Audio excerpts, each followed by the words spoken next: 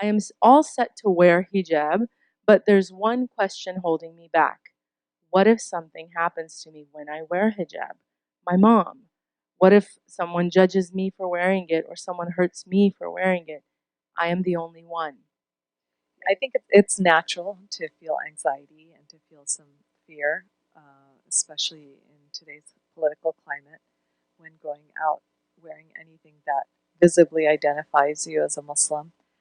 Um, but I think it's really, really important to remind ourselves of the concept of the qadar of Allah, which is that what hits you was never going to miss, and what misses you was never going to hit.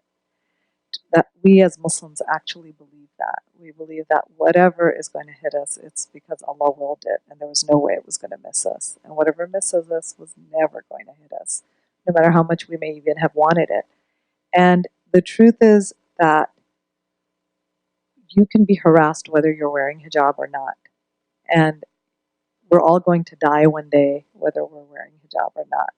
So that the fear of what if is really something that shaitan does with us to get us to put off doing something that we want to do for the sake of Allah subhanahu wa ta'ala. So whatever step we take towards Allah, we should believe that He's going to come running towards us in response. And we should ask Allah to protect us because He's the ultimate protector, right? And when it's our time to go, what more beautiful way could there be to go than to go as a Muslim, visibly identifiable as a Muslim? After the Christchurch tragedy, I do not pray to leave this world in an act of violence. I don't want to die a violent death.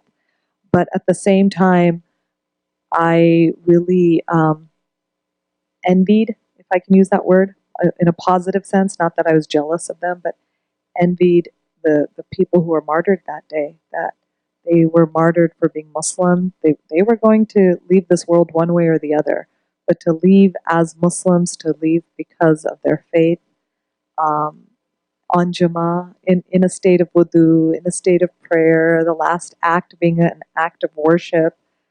Alhamdulillah, there were so many lessons to be taken from what happened in Christchurch, even the name Christchurch, subhanAllah.